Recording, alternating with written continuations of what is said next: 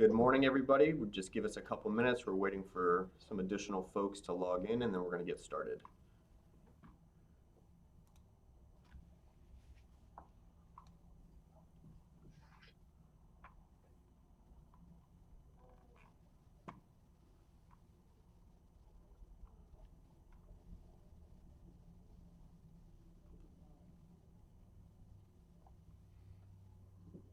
All right, can everybody hear me? Okay. Hello and welcome. I'm Adam White, Director of Operations at White & Katzman. Thanks for taking the time to join us this morning as we talk about Directors and Officers Liability Insurance. You'll leave today with a better understanding about D&O, who it covers, what it does not cover, common misconceptions, trends, and the biggest causes of D&O claims. To make sure we're helping you as best as we can, feel free to submit your questions in the chat box, and we'll do our best to answer as many of them as we can. As your property manager, we'd like to pose a question for our speakers related to the Surfside condo collapse. Across the country, including Connecticut, lenders are requiring more detailed questionnaires as they want to be able to sell mortgages to Fannie Mae and Freddie Mac. Property management companies have to sign and attest to its accuracy. What exposure do association board of directors have if they fail to address deteriorating property conditions and either don't have professional reserve studies, or if they do, they are not funded accordingly? So I would ask that our speakers at some point during the presentation, if you could respond to that, that would be great. And without further ado, let me introduce you to the pros who will talk about D&O insurance. Please welcome John Maschey of the Peter Baker Agency. Good morning, all. Thanks, Adam. You gave me a call a few weeks ago and said, we want to do a webinar on D&O, and could I offer some assistance? And at that time, I said, the best thing I can do is bring in probably the foremost expert on D&O in the country, who is Joel Meskin. So the man is extremely busy, and he found the time to appear with us this morning. But just a couple of comments about this. When we do presentations to boards, I spend an inordinate amount of time on D&O. And the simple reason is that you folks you're all volunteers. And you spend the time to try to make your association better. But what you may not realize is you could possibly be held liable for any decisions you make. And as I told my kids growing up, decisions can have consequences. And you folks being on the board, you can have somebody that can challenge you. You can have somebody that can sue you.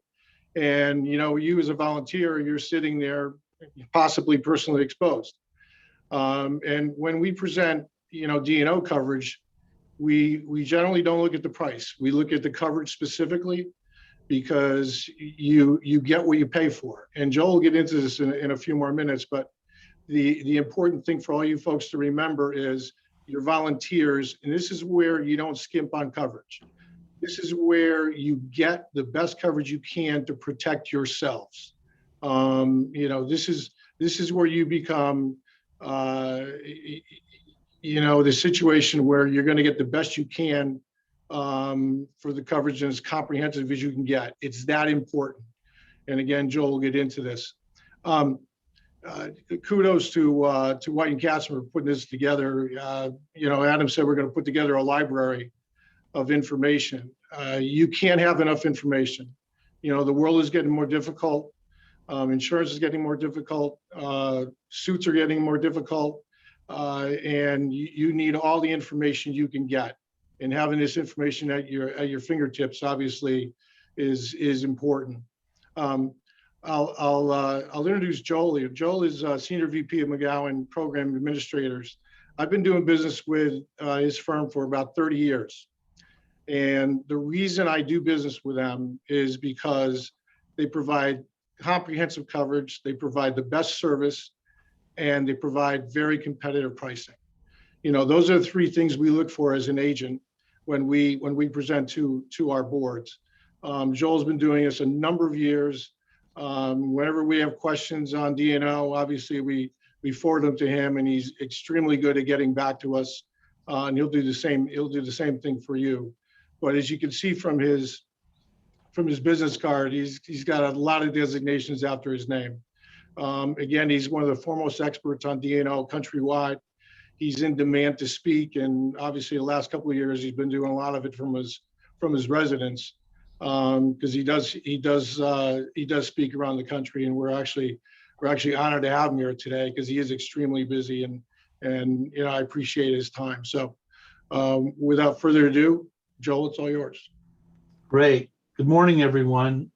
I'm going to go through some of this fairly quickly. I apologize for some of you who probably know more than John and I about insurance, but I want to start from a sort of common point so we're all on the same page. And very often the community association is a world into itself, and I want to make sure that people understand how the D&O applies in the community association world. So the why, where, the why, how, what, where of D&O. Why do we need D&O? This is a repeat of what Adam told us, but I just want to go over it again because hopefully when you walk away, these will be things you'll have at least a good understanding, or you'll have a good idea where to go to remind yourself. But why do we need D&O? Who does it cover? What does it cover? And this will be especially something interesting both with the COVID. And I think in Connecticut, they didn't have any COVID, right? No COVID issues. And also with respect to Surfside. And what does it not cover, which is really important. Common misconceptions of the D&O, perennial D&O favorite claims, trending D&O claims, and what are the biggest causes of D&O claims? Because the one nice thing about D&O claim, I don't know if it's the nice thing, one of the advantages of D&O is, well, the good and the bad is that they're human claims. And so that could be good because they can be corrected. And it can be bad because there are 2 or 3 people throughout the country who, no matter what you do, you're gonna not be able to prevent them from causing you pain and suffering. So who is responsible to protect, preserve, and enhance the association's assets? That's your duty, your obligation, right there, to protect, preserve, and enhance the association's assets. You, the volunteer boards, that's where the buck stops. It's you. You know, you have John able to be a consultant on insurance. You have Adam to be able to consult you on management company issues. There are attorneys in your area. You have landscapers, you have architects, you have engineers. But at the end of the day, you are the ones who make that final decision. And one good thing about using these professionals, and this is really for the next level course on D&O, is by relying on either the insurance professional or the attorney or management company, you are basically being able to supplement and build up your business judgment rule as a defense. So one of the reasons you just, even if you have the most brilliant attorney on your board, you still want to get an outside attorney, an independent attorney, to provide you with opinions. So board member protection, because I've been around, I've somewhere between 35 and 40 states I've spoken in, and the thing that a lot of board members, I always ask them, do you have D&O? One, they either say they don't know, which surprises me. And number 2, they don't know who the carrier is. And they've never had their insurance professional come down and say, hey, you know what? This is why this is the best insurance product for you. So how are you, the volunteer, protected? The indemnification by the association. Every one of you have governing documents, and you'll see in the bylaws, there's a provision that says, if you, the board member, are challenged or sued with respect to a decision you make as a board member or other insureds within the definition of insured, such as employees, committee members, But with respect to you, the board members, you'll be indemnified by the association. The problem is that indemnity, just like borrowing money from any of our relatives, they're only as good as the money they have. So the association may be flush with cash or it may not. But at the end of the day, that's the first place where they're basically you're going to be protected. How is the indemnification funded? The D&O policy, this is the only reason we write a D&O policy, really, for you guys. It's to fund this indemnification obligation that the association has. And our goal, as you'll see in a few minutes, is that this is the biggest part of the pie as possible. Association assets. One thing is, if there's a lawsuit, and let's say you have $1 million in coverage and there's a $10 million judgment, your association assets, whether it's governing, whether it's fully funded reserve studies or capital improvement studies or whatever, it's going to be you and the association that are going to be responsible. The next thing is a special assessment.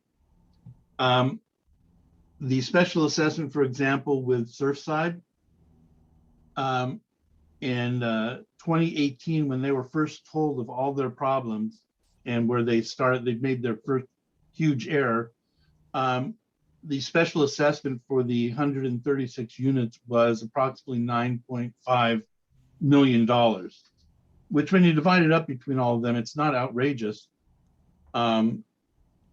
I couldn't necessarily afford it, and many of us don't want to throw out, I think it's $35,000 or $40,000. But I have had one of the first cases I had when I came to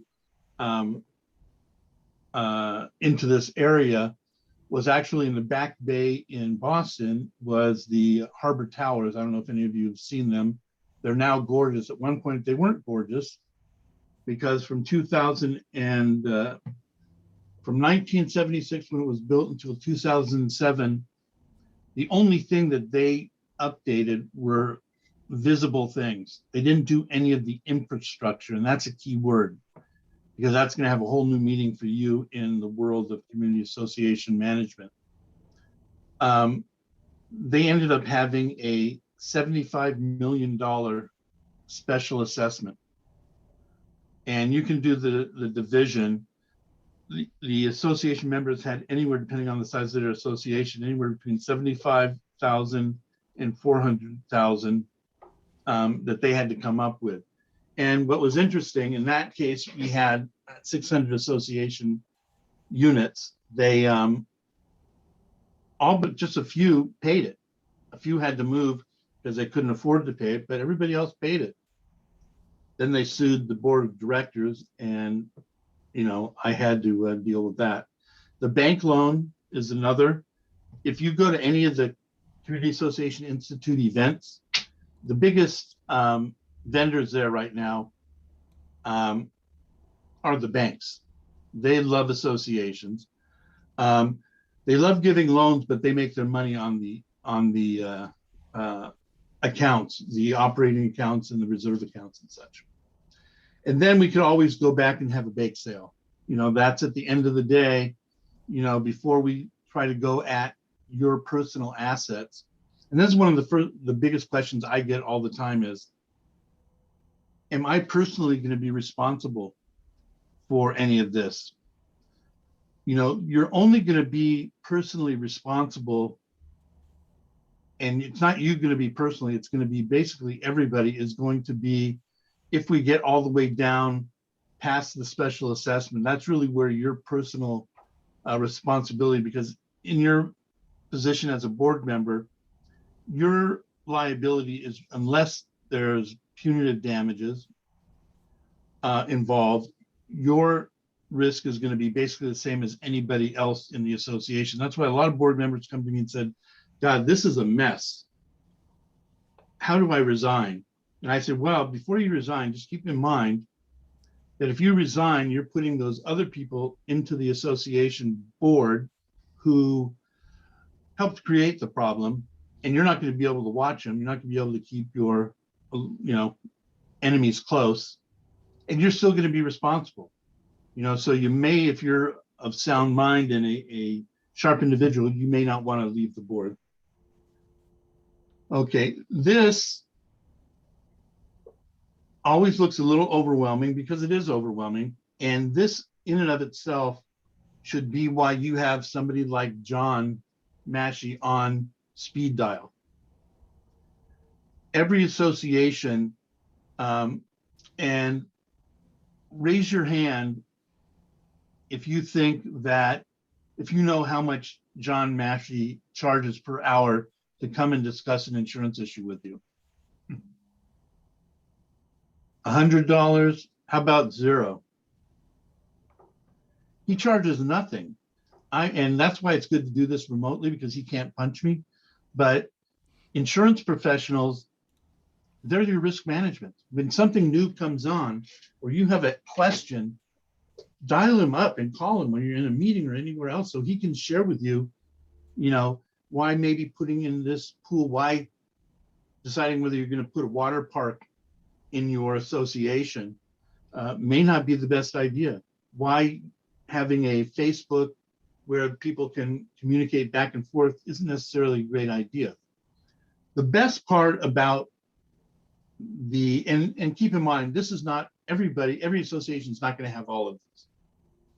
But the one thing to keep in mind is every association in the country, and we estimate right now that there's about 350,000 community associations in the country and about 5 new ones a year. The good thing is, whether you have any of these products from a carrier, you're fully covered.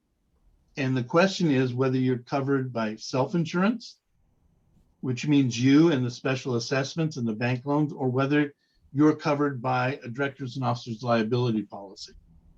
So I'm not going to go into each one of these, but these are ones that you should basically keep, an idea and determine whether you really need it or not. Special event coverage is an issue, a special issue that can be discussed as a transfer mechanism. Cyber liability.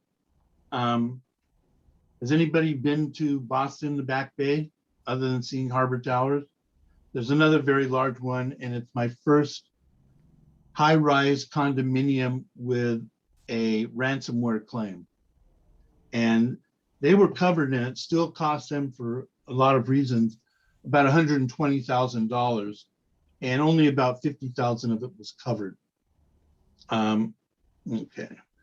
This is what, as John was indicating earlier, we've got this big puzzle, and the directors and officers, and I put these separate, but the directors and officers in employment practice liability are both in the policy that I and my competitors provide. But I wanted to give you an idea of how this works out. So the blue are condominiums or co-ops. The red are single family HOAs. And this is hard to tell because some single family HOAs have very little property at risk. And, so it's probably not going to be very much. It probably could even be down to 5 or 10% if all you have is like a monument marker at the beginning of the association. The general liability, and any of you could call John afterwards and find out really how the general liability world is going right now out there. I can tell you that in Florida, for example, a lot of carriers are moving out because they just can't deal with the increases and the inability in Florida to get the increases that they need. And then you look at the D&O. I mean, the D&O is really, and these are somewhat random, but the D&O is really a small piece of the pie. The crime is a small piece of the pie.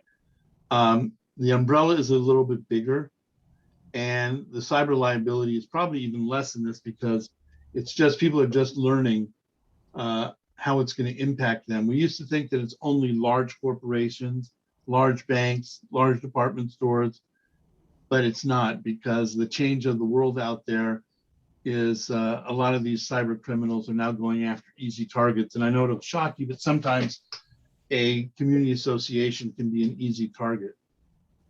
Okay. This is the risk management puzzle. You, as the board member of the board of directors or board of managers or board of trustees, I know in Massachusetts, it's all board of trustees because they're real estate trust. This is the pie. And in my world, in my thinking, the insurance should be as big as it can be with you being able to afford the insurance, okay? There's some insurance that you're required to have either by your governing documents or by statute. And then there's other things, as we'll see in a few minutes, where it's really your choice. And then risk management. This is really what you do to prevent this, okay? This includes the board understanding what their duties and obligations are, the board understanding the extent to which their authority exists beyond the boardroom. And then we have transfer of indemnity by provisions. This would be to like contractors and such that come onto the property to do work. And you need to put an indemnification provision. My rule of thumb is if you have a contract that's going to last longer than a year, or if you have a contract that's going to be more than $5,000, you got to send it to your attorney and get them to sign off on it, because it's just worth it. You know, all the issues, all the problems that I see, and most of us in life, it's after the fact, and things are much harder to fix after the problem than to try to do a fix before the problem. Okay. And then this, you know, sometime with a lot of associations, this gets to be huge. Okay. And as we'll see in a few minutes, this really, you want to make as small as possible. You just, you know, want it to be able to avoid it. Oops. Okay. So this is where we start to see a change. The triangle on the left, basically, as it says here, is the Surfside phenomena on aging infrastructures.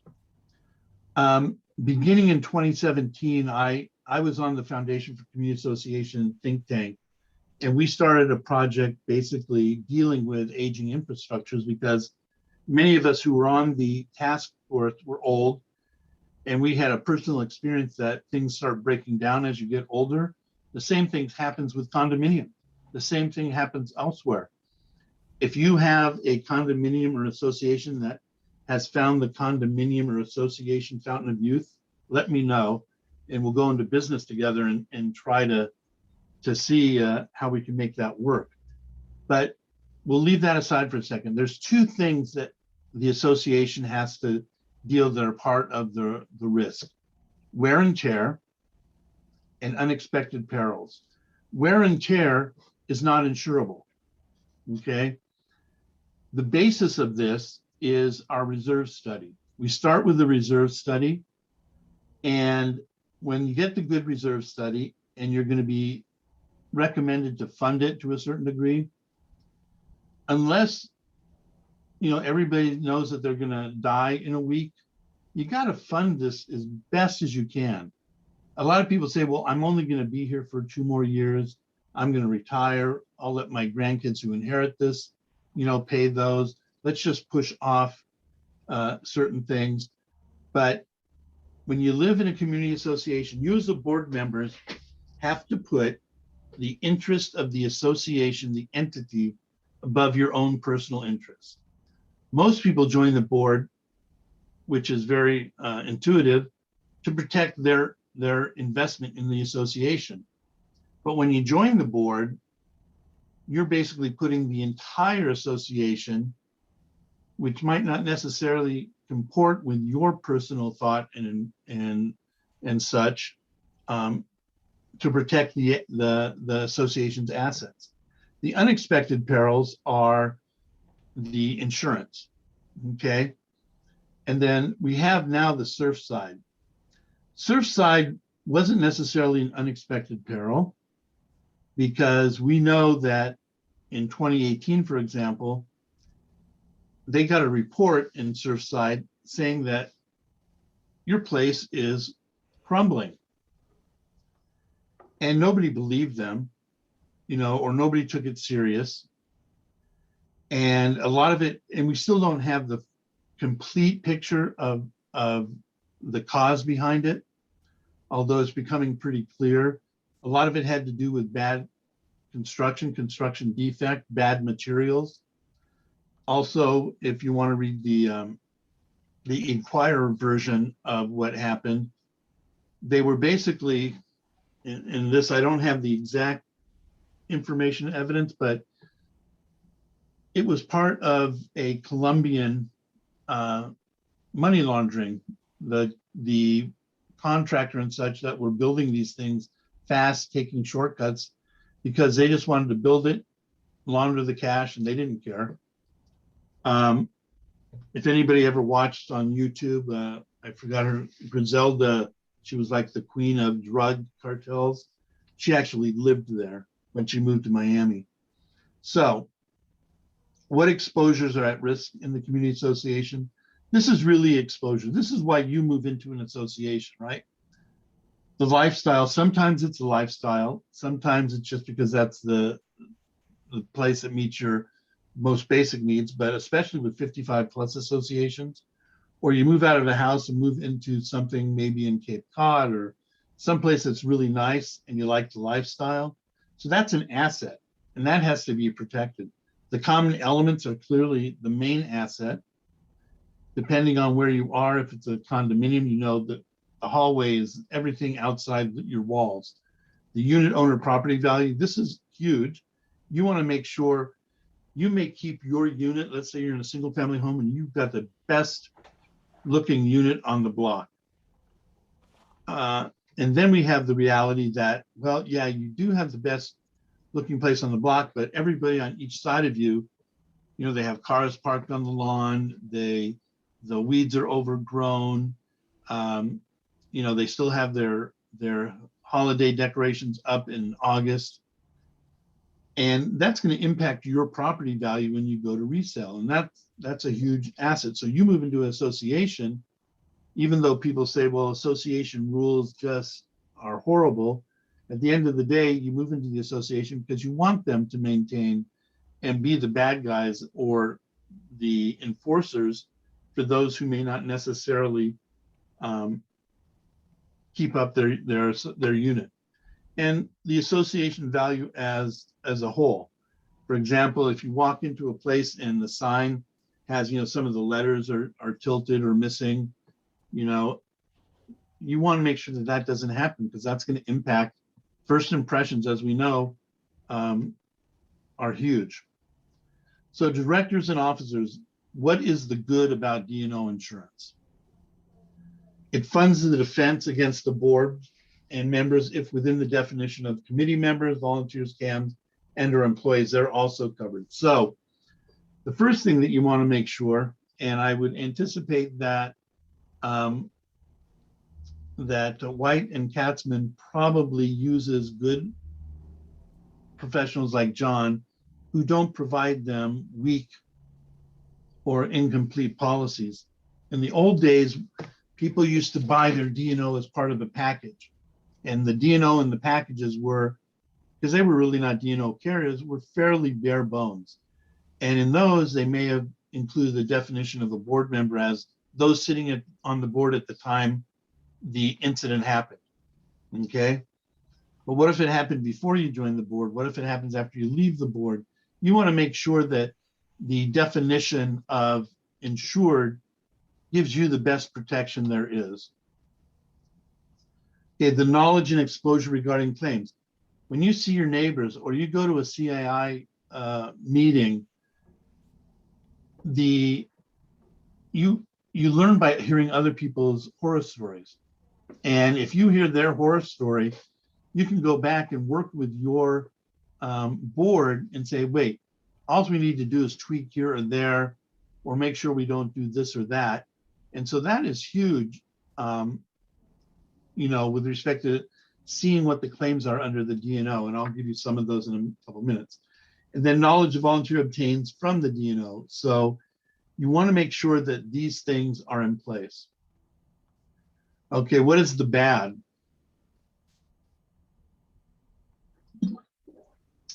Not everything is covered. Okay. One of the biggest misnomers in the community association world is that if a decision by you on the board or conduct of one of you or all of you on the board gives rise to a claim or alleged damage of somebody else, that it should be covered under the D&O policy. There's two problems with that, and we'll get to that in a minute. Right here. Not all policies are alike. Okay. Not all claims can be insurable. So for example, we'll provide defense for a breach of third-party contract. So if you get sued by your pool person or your landscaper or the management company because you didn't pay your bill, not that any of you would never go without paying your bill, we're under our D&O policy and under some of my big competitors, we're going to defend you in that. However, it's against public policy for us to provide you with indemnification for that if you lose and you're found liable for the breach of contract. And that goes back to using your professionals before you decide not to pay a contract. And even if it's a somewhat smaller contract, you know, keep in mind that it may be less than your D&O claim deductible, and you might just want to pay it. A lot of people out of principle don't want to deal with something or pay anything. You have to remember that personal and emotional things is one of the death knells of a board of directors. Then we have, if a D&O claim is not covered by the D&O policy, there must be an alternative funding source because the association still needs to defend the indemnify a claim. That's, as we said earlier, you're going to be self-insured if it's not covered. So that's why you want to have the broadest D&O policy that's covered the most, and that's going to minimize the things that aren't covered. And then alternative sources, basically what we talked about. And then since not all D&O policies to all respond to all claims, ignorance cannot be bliss. It is inoperative to use a community association. It is imperative to use a community association insurance professional. This is huge. Using the professional, and the one thing I like to say is you don't shop insurance, you shop insurance professional. Your boards with a fiduciary obligation to put the association's interest above your own. You may love your cousin, you may love your uncle or your son-in-law or daughter-in-law who are the new agents, but they can write your personal insurance, but you know, unless they have significant experience in community associations, you know, you just have to, you know, make sure that your sister or brother-in-law or whoever just understand that you just can't bring them in unless they have the experience. And we've seen that a lot. I've had a few of those in the past couple of weeks, and I've had to educate them on why they're not going to be covered. So again, this is where it goes back. You need somebody like John and Peter A. Baker Association, somebody with the years and years, and John indicated 30 years. I didn't think he was 30 years old, but he's 30 years in this business. You know, he's going to know how to answer probably 9 out of 10 of your questions. And if not, he knows where to go. Okay, the new reality of directors and officers insurance, and John was getting to this. There were really almost no claims in my old company that I was brought in to fix and run for a while, E&H Graham and their CNA product. Up until about just a little before 2000, all of a sudden people started finding the D&O policies and started suing. If any of you saw the movie or the show Shameless, you know, that's litigants in our society. It's like people are shameless. They're going to sue you for anything. I just got an email last night from one of my claims people, and we just won a trial yesterday in Denver. The demand was $1.2 million, and we offered them $50,000, which was against my recommendation because I thought I would rather them go to trial, which they ultimately did. And we got a defense, and they basically, it was an attorney who, I hope none of you are attorneys like me, because attorneys tend to cause certain problems. This guy, and he happens to be an attorney with a suspended license right now. He said that he sued for disability discrimination because the association was forcing him to wear a mask during COVID. And he couldn't leave and walk through the common areas because of the mask. He was also suing them for false imprisonment because they said he couldn't leave his apartment without the mask. You know, it's crazy, but we think, you know, crazy is sort of the word. Okay, so it's no longer if a D&O claim will happen in your association, but when. You know, so this is really a tip. Be proactive and get the best coverage available. D&O policies, more than other association policies, can differ in material ways. With your property, really, it's who has the market that your professional is going to get. That's one of the reasons you don't want to have 3 or 4 different professionals. You want to interview the insurance professional and make sure he or she is going to serve your interests, is going to communicate to you and explain to you why you should have a certain policy. Okay. So in this situation with the D&O, there's significant difference. You know, in the other policies, it's more of what limits do you need. In the fidelity crime, it's what limits you need. There's a claim going on right now, and thank goodness I didn't insure any of them, but a management company with 38, I believe it was 38 condominium associations in Florida, basically embezzled $50 million from all of the associations. So at least they don't have snow to plow, so they don't have to pay snowplow guys. But you know, who's going to pay to clean their pools? You need to personally participate in the policy selection.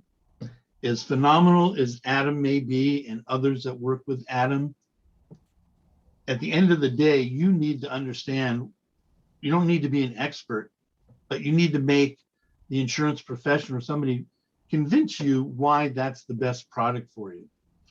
I'm in a situation, and some of my best brokers, if they say, hey, you know, like you saw with the D&O, if the D&O is $1,000 and it goes up 50%, that's $1,500. You have 100 units.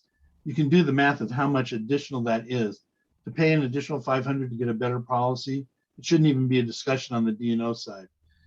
If your property goes up 50%, then you know you might want to just move and not worry about how you're going to pay for it. No, I'm just kidding. So again, it all comes back to the insurance professional, and you do not need to be the insurance professional. Is what we just talked about.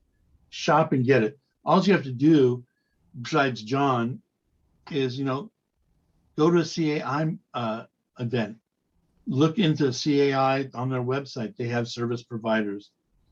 Also joining CAI, it's now $250 a year for up to 15 board members or committee members for a year. You know, and you can get all the education, all the resources on their website. I was on the board of directors, the national board. I retired last year, and we put that together, and I can't tell you how many people have finally taken advantage of that. And it's incredible. Okay, perennial favorite claims. Challenge to the method or failure to enforce governing documents. You know, discrimination in the application of rules to unit owners. This is one of the reasons, especially when you have single family homeowners associations, if somebody submits something to an architectural review board and it's declined, and somebody else 2 years later, and you have a new board, they submit almost identical application and it's approved. And it just turns out that the person that was declined was a 42-year-old female minority woman in a wheelchair. And so she's got ticks every discriminatory class there is. And you didn't let her, do what she wanted to do, but you let, Tom Brady, do whatever he wanted to do in his unit. So you got to be really careful. And you got to, the board, you really have to have that one person on the board who keeps everybody humble. Okay, challenge to elections. It still amazes me that people do challenges to elections, but some people, it's their passion. Some people, they want to protect their assets. But the amount of claims that I see where people gave them 28 days notice instead of 29, you want to say no harm, no foul, but the court is going to very often just say, hey, that's how many days you have to do it. And you have to do it by this or have to lay out this in the notice. Challenge to alleged wrongful removal of board members. What happens very often here is you remove them and then all of a sudden they turn around because they know a lot of the dirty secrets and start suing the association no board for things that, he or she would have said, why are you doing that? Challenge to rejection of architectural application for a unit owner. This is really one of the big reasons that D&O came into place in the first place. Okay, discrimination by harassment by a board member, association employee, or management company employee. I can't tell you how many of these we see, and you'll see in a second. The counterclaim by a unit owner to a collection claim or an action against the unit owner. This always happens. They don't pay their assessments, and then all of a sudden you bring an action or have your attorney bring an action. They turn around and say, well, you're not managing the association properly. It looks ugly. It looks dirty. And they go and, basically sue you, and they're going to basically push it off so they don't get foreclosed on or, wear the association down, maybe get the association to waive some fees. So it really puts everybody into a hard spot. And even now with the COVID and with other things, people didn't have jobs, and you have to be empathetic, but you also are a trustee or a director of an association that you have to protect. Defamation claims. I tell people that, and I've raised 4 teenagers and I have now almost 5 grandchildren, and I say, just listen. Don't react. So many of the problems that boards run into and their basis of claims is because they react. And then they react, and it's sort of like Putin, where he created himself into a corner. Now he's not willing to go out. And that happens a lot in associations. I've touched in one way or another about 8,000 D&O claims. And I'll tell you, so many of them really, if they just sat in a room with really good mediator and talk sense into them, things would be resolved. Okay, the perennial favorites. Okay, now the trending. Discrimination claims continue. Emotional support animals, the bane of my existence. At least we're not dealing with squirrels, chickens, peacocks, snakes, dogs, and cats. The federal Ben Carson, one of the great things he did as the head of HUB is he pushed through this, that you got to basically leave it to animals that are domesticated, typical animals, and you don't, once I think I still have you can even just Google emotional support animals. You get alligators, you'll get all of these, seeing the woman who's fondling her alligator. And you can only keep alligators up to 3 feet, and hers was growing past 3 feet. So she was claiming that it was an emotional support alligator. Service animals. Again, one of the big things that people don't understand with service animals is if somebody is visibly disabled, they don't need the medical support. If they're in a wheelchair or if they're blind and you can basically see, or they have certain defects, and such, you just have to pretty much accommodate them. And a lot of people really create situations, and it's for example, not all policies are going to cover ADA. We provide coverage for defensive ADA. Airbnb is a huge one now. And the big problem here is a lot of the associations governing documents were put into place 30, 40 years ago. Nobody ever thought about Airbnb. And so their documents are silent. When they're silent, that creates a problem, because anytime you want to change the rules in the game, you got to really follow some pretty particular protocols. And again, that's someplace where your attorney needs to come into place. But there's a lot of great reasons why people complain about it. Cyber liability, ransomware, and social engineering. These are the two biggest problems right now. The social engineering, if you aren't aware of it, that's basically when somebody calls you up or calls up the accounting department or the office manager and says, hey, Bob, the landscaper, went on vacation, but he left me a note saying that he changed the bank account, and can you make this month's payment to this bank account? And they don't verify. And 3 weeks later, Bob comes back and calls the association office and says, you never miss a payment. What's going on? We made the payment. Okay. Had a law firm in Denver. There was a $1.2 million construction defect settlement. And the association manager, alleged manager, called 3 weeks after a settlement for 1.2 and said, you can distribute those funds now, send it to this bank account. $1.2 million check, I would walk it over there. I don't know about other people, but the woman distributed, and they only had a $200,000 fidelity crime policy. And so, and they had no social engineering coverage. The social engineering is really a new coverage, because basically it's not going to be covered under your crime because you're voluntarily giving away the money. You can't sue and claim for a theft when you handed over the money. Data breach, every state, I know you guys have a data breach statute. You may be handling the data, or the management company may be handling all your data, that doesn't mean you don't need to have either data breach, because you're not going to be covered under their data breach. And you may, even though you're handling it to a third party, you may still be responsible. Chat with this, we won't even go into it, but we had a claim like this and they actually settled for way too much.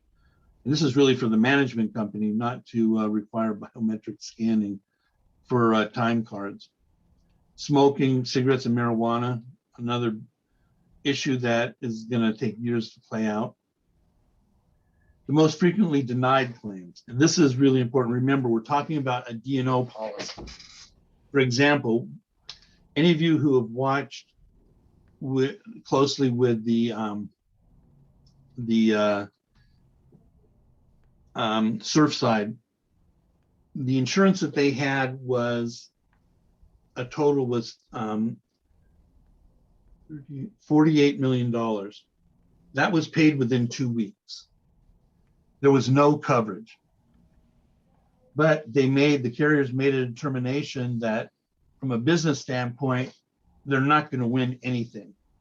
And the amount of goodwill and everything they get from walking up and handing checks was the best way to go. I don't think that'll happen for the next one who has this issue, but they did it, and you didn't hear anybody ragging on any of these carriers. But as you know, they only had $30 million on the property, and that wasn't covered because the collapse was not from a peril, but that's for a next session. So bodily injury, including emotional distress, that's not covered under your D&O policy. And people just don't understand that. They all assume that if, as I said earlier, if it's a response to a order for a decision that you made, that it's going to be covered. I could provide coverage for this, but you wouldn't pay for it.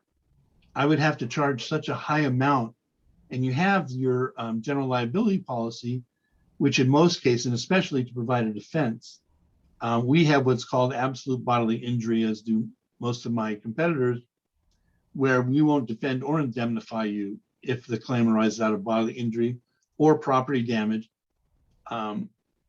construction defect, failure to timely report a claim. This is really the biggest, this is the basis we have a claims made policy. My rule of thumb is if you ask the question whether you should submit a claim, you've answered it. This is one area where you don't hold off. At minimum, call John and say, okay, we have this. And he's, God, I've never heard of that before. And he's going to say, well, we just need to submit it. Let the carrier make the determination. If you think it's going to make your policy go up as an underwriter and as somebody who has a number of underwriters working for me, I don't look at it that way. I look at it because we require you in the policy and on the application to give us notice of the claim. So I'm not going to punish you if you're wrong and it doesn't turn out to be a claim. Also, if you report something that involves facts or circumstances that could give rise to a claim later, if you give notice of that to the carrier in this year and the claim doesn't happen until 3 years later, it's going to revert back to this original policy, which may be better coverage than what you have to go later. And we can get into those discussion another time as well. Claims of indemnification for attorney fees and costs, they're not recoverable unless it's part of a judgment at the time of trial. So, you know, and we know that maybe 1% to 2% of things ever go to trial. So the attorney fees and costs, a lot of people just file this because they want to try to recover that. It's not recoverable. Claim for indemnification for remedial measures. We'll defend you in an ADA that you have to put up a ramp, but we're not going to pay for the ramp.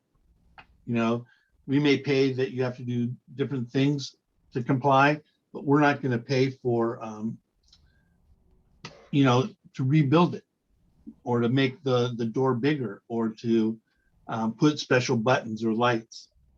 So, because if you complied with laws, you would be required to pay for that yourself.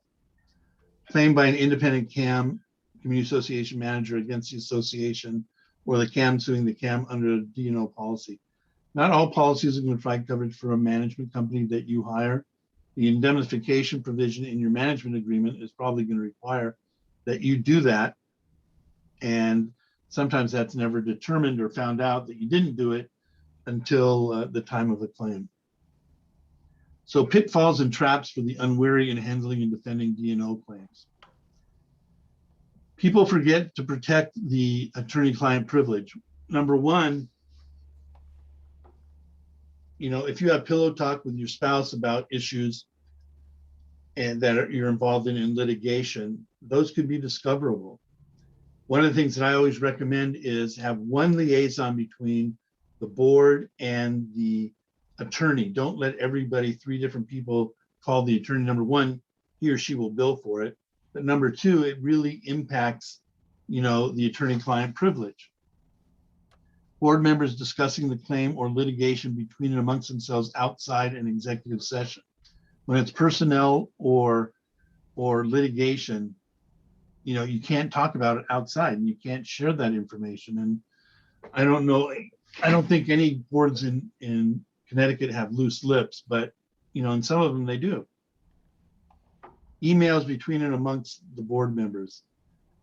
You know, people hate me for this, but I tell people you can't communicate to other board members between and amongst themselves. You have to do business at a properly noticed board meeting. When people insist on having this, what I recommend is that you have a single email or an intranet email that goes to every one of the board members, because clicks and people lobbying to get other people to work for them, that never leads to anything good. So if you're going to have emails between and amongst people, which gets harder and harder not to, you have to make sure that everybody gets it. Okay, because if some 2 guys are doing an issue And then all of a sudden they go to the association meeting and they've already determined, and they just ram it through without giving anybody else really any time to be able to discuss it. So not designated, okay, we talked about that. Not treating the association as a business. This shocks people. It is a business, and a lot of these are businesses with larger budgets than most small businesses. Okay, you may have an operating fund. I have ones in New York, some of these large buildings that have multi-million-dollar budgets, you know, and even some single-family HOAs, depending if you have clubhouses, pools, and different things. So it is a business. It's not a personal issue. Not leaving personal emotions off the table. I'm sure I don't have to say this to anybody. And not listening to the association's attorney. If you're not going to listen to him or her, just don't pay for having an attorney and just fall where the chips lay, because, you know, also with professional insurance people, also with the bankers, also with architects. Okay. And this is what I was talking about earlier. A lot of the package policies, which were really good and inexpensive, had horrible D&O attached to them. Most association insurance professionals will not sell you the D&O in those packages. They're going to sell you separate standalone D&O. So I want to go through. John, what time is it? I forgot I don't have a watch. It's 12 right now. Oh, it's 12? Like, okay, why don't we do this? Because I'll let you go through this, the claim examples, because I think these are going to be made available to you. And if you want to know the answers to them, you can send it to me. But, you know, they're like doggy door and disability discrimination based on gender confusion. We paid $995,000 to win. This is a big one with people suing under ADA to hotels and a lot of my timeshare associations because they don't make it accessible on the website to be able to find out whether their disability or site, what's the right word, facilitated. I don't know why they can't pick up a phone, but I guess that I missed that discussion. So you can just go through these, the gamma rays. The president sits across the street from the woman, shooting gamma rays into her brain. This one cost me about $16,000 to make it go, to get it away. And this was my first of 2 gamma ray claims. Emotional support, sacrifice. Basically, this one went up to the California Supreme Court. The Supreme Court said, yes, you can have animal sacrifice in your association. It was a First Amendment right. But what they did is you had to discard the carcass in a sanitary manner. Okay, so, oh, this is an interesting one. This is when you have the majority of the board making a decision, and then one individual decides, you know what, the board is really silly. I'm just going to do what I want to do. And they say, you can just sue me if you don't like what I do. This is why we have what's called the insured versus the entity versus insured. Because if you have a rogue board member who willfully is just not following a decision, you don't want to pay for their defense because that'll really embolden them. So that's it. Now, I'm willing to stay as long as anybody wants to answer some questions. I don't know, Adam, if you have some questions in the chat area. I do, and I'll Okay. just go through them one at a time. The first one is, can we make this material available to all participants in the email? And I think our intention is that, since we recorded the presentation, we will distribute it. But for the actual slides, Joel, would you be able to make those available? Absolutely. I think you have a copy. And they can, either one of you can collect the emails and send it to them. Okay. I'll leave that between you guys. And I sent you an article this morning for any of you who want to read. about this. I've got tons of articles, but I just did one for the Texas State Bar doing this. And attorneys are like trying to explain something to my 16-year-olds, when they were 16, they're not 16 anymore. So that we can make that available. And I also have on my YouTube channel, I'll send a connection to Adam and to John, where I have what's called the 18 most common D&O questions, similar to a lot of things we talked about today. And I have 2 to 3 minute responses, video responses, because I know nobody wants to hear more than 2 minutes. I mean, it's hard enough for you guys to sit through me doing, this much. So I have that available, and I have over 100 articles on different topics and stuff. So feel free. All right, next.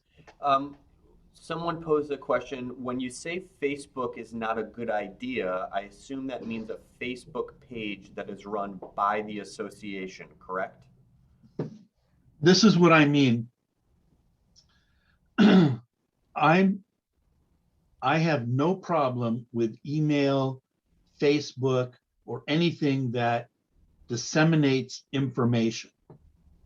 What I don't want is a place where people can share their feelings and thoughts, because my experience is those are never the happy people. The only people that really share their thoughts, and people don't necessarily know how to deal with their words and how to express things or have spell check.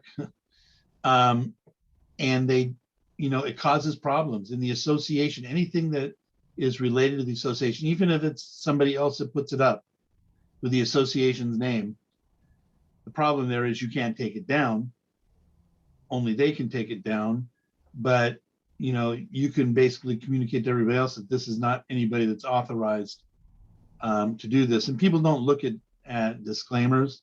They don't read disclaimers. So I think you have to really think about that. I've yet to find anybody other than, when I was taking sociology classes when I was an undergrad, I may have thought Facebook was a great idea in sharing feelings, but now that I've had to deal with thousands of D&O claims, I realize that, what, talk to your husband or wife or kids and complain to them. Don't waste your time reacting to other people. You got another? Does D&O insurance coverage breach for board members' fiduciary responsibilities? Okay. Well, that's exactly why we have, it's a little bit of a loaded question, because fiduciary obligations, really, you have to look beyond the word fiduciary. You have to, what we do, what the D&O does is provides you coverage when in your capacity as a board member, you are challenged either to something you did or didn't do. And so it may be a breach of contract. It may be any of those that we talked about. Those are all, because breach of fiduciary duty is really a generic term. It's breach of fiduciary duty, breach of contract, failure to properly enforce rules, not enforcing rules. All of those really fall within the gambit of a fiduciary obligation. Okay.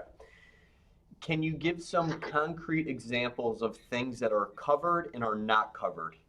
And I think you mentioned, Joel, that you were going to put something out with some, common claims and whatnot. So perhaps that would answer this question. Yeah, well, we do have the one slide in here that shows you the most common that aren't covered. And the D&O, with one exception, I won't waste time talking about it, they're what we call claims made policies.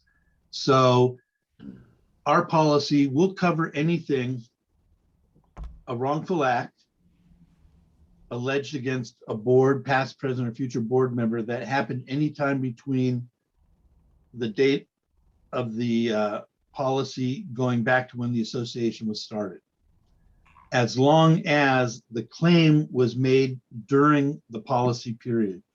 And so the wrongful act is the screw up.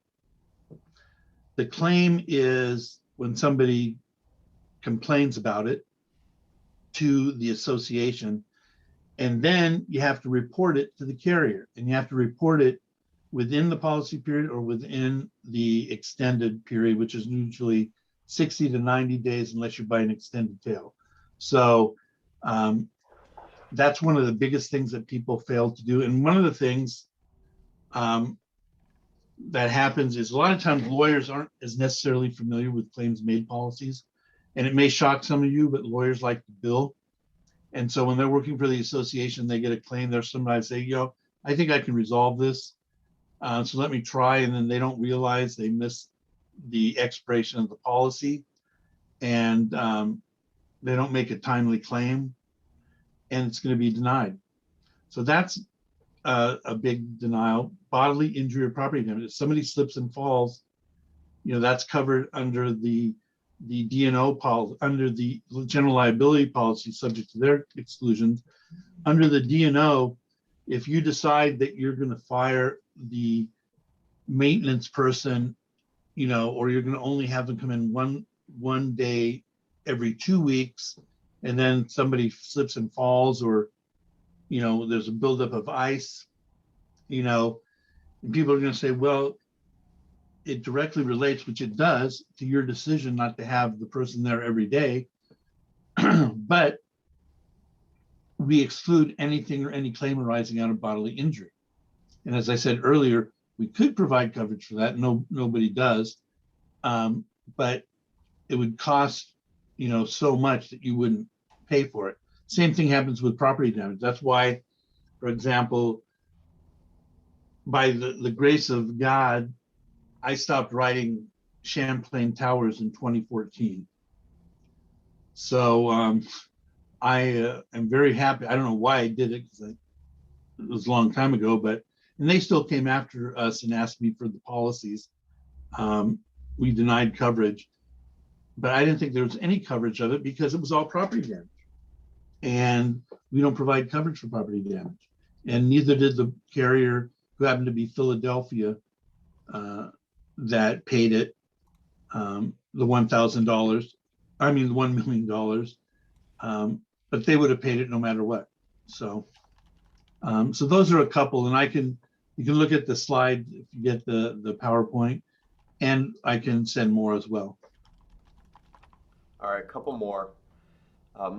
Boards are trustees and agents for the owners with respect to common interests. Management companies are contractual agents for boards and delegated due diligence. Does D&O protect board members in the event of claims that may be attributed to a management agent's non-discovery and or non-reporting of conditions that may lead to a claim against the board? They are covered under the D&O policy. And what is interesting is, you have to sort of look at how, management companies do not add associations as additional insureds on their policy. And they're not included within the definition of insured under the policies. But if the association gets sued passively for an act of the board of the management company against, from either a third party or a unit owner, the association is going to be covered. The directors and officers are going to be covered. Okay. Who pays the D&O premium? Well, the last I heard, under Biden's new Build Back Better, he's going to be paying for all the D&O policies, I think. No, it's paid by the association. And this is an interesting thing, and I was looking at the Connecticut statute because I have nothing better to do. The insurance statute does not expressly require D&O policy coverage. I don't know what your governing documents do. A lot of times the governing documents will say general liability and other liability as the association deems practical. Even though the statute doesn't say it, and even if the governing documents don't say it, it still could be a breach in and of itself for not obtaining D&O coverage. One of the things also that you want to make sure is your policy provides coverage for the failure to obtain or maintain insurance. Again, like with breach of contract, that's going to only be a defense coverage because it's against public policy to cover the failure to maintain, because otherwise people would just not buy any insurance and get as high limits as they could on the D&O policy and just get D&O policy. So coverage. Okay.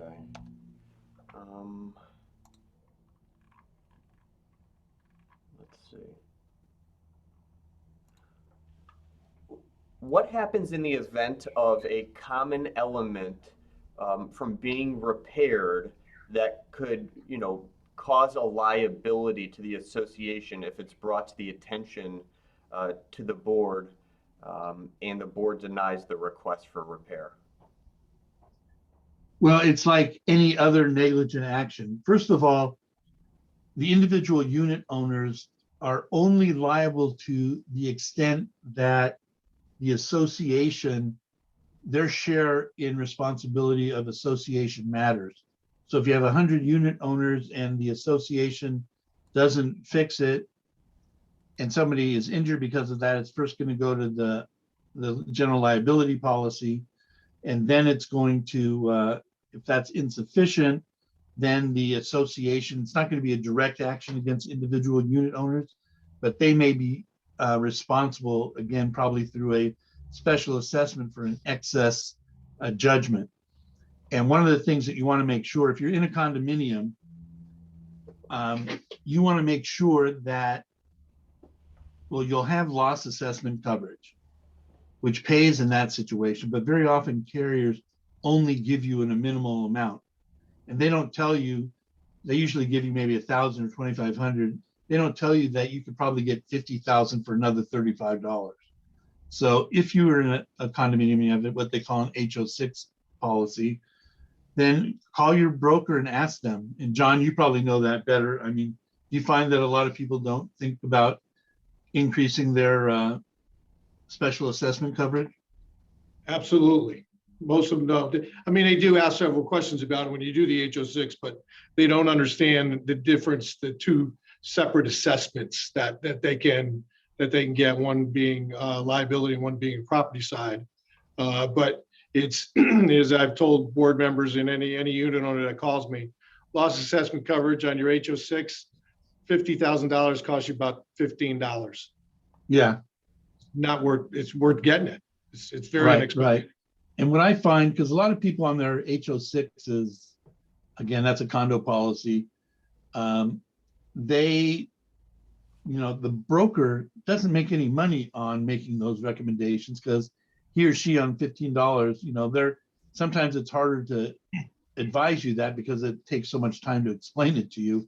So they'll just go with what's there.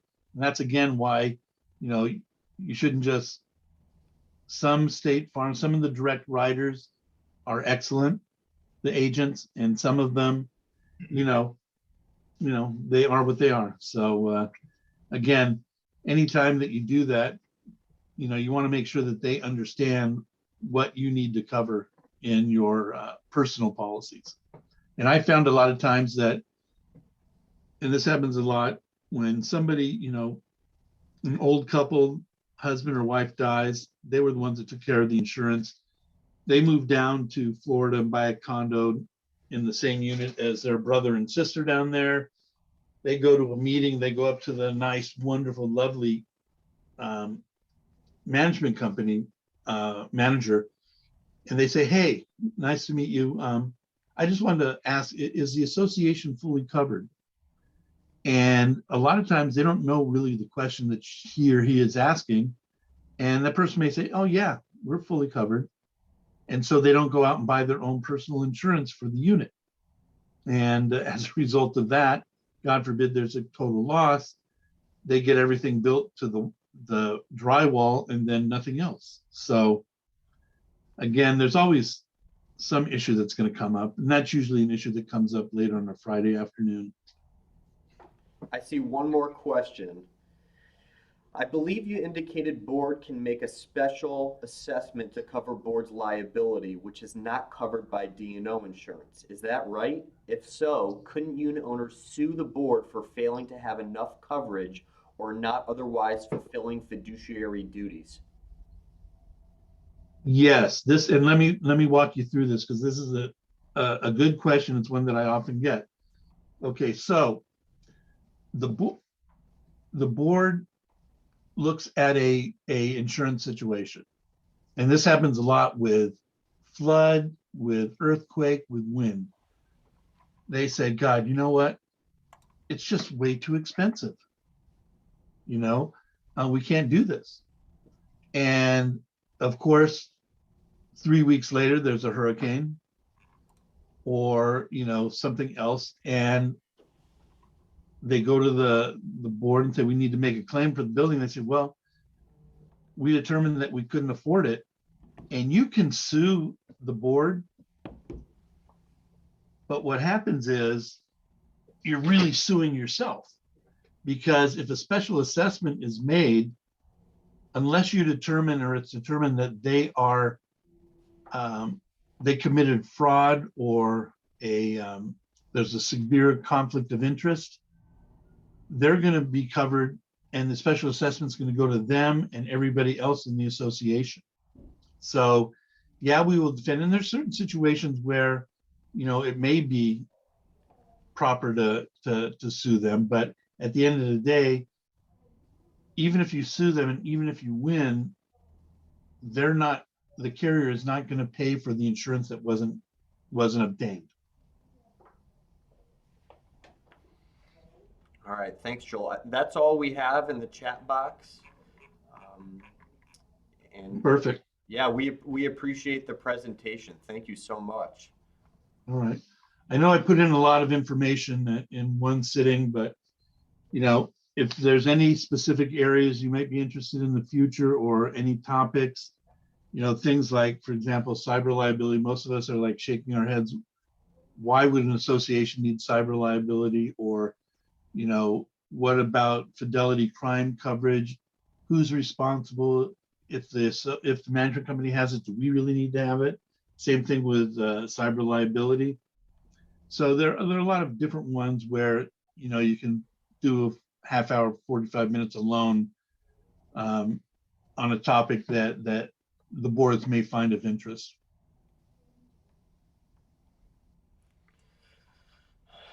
All right, well, Joel, thank you so much. John, thank you. And we appreciate everybody joining in today and participating. And we look forward to our next webinar.